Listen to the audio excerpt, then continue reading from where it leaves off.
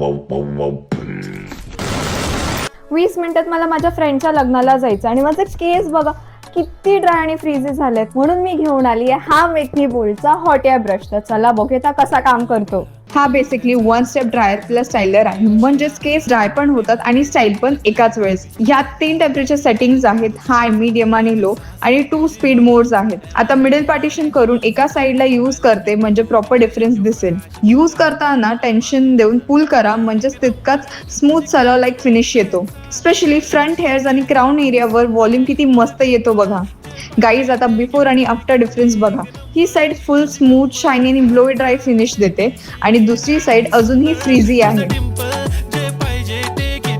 Seriously salon like blow dry effect तोही घर बसल्या.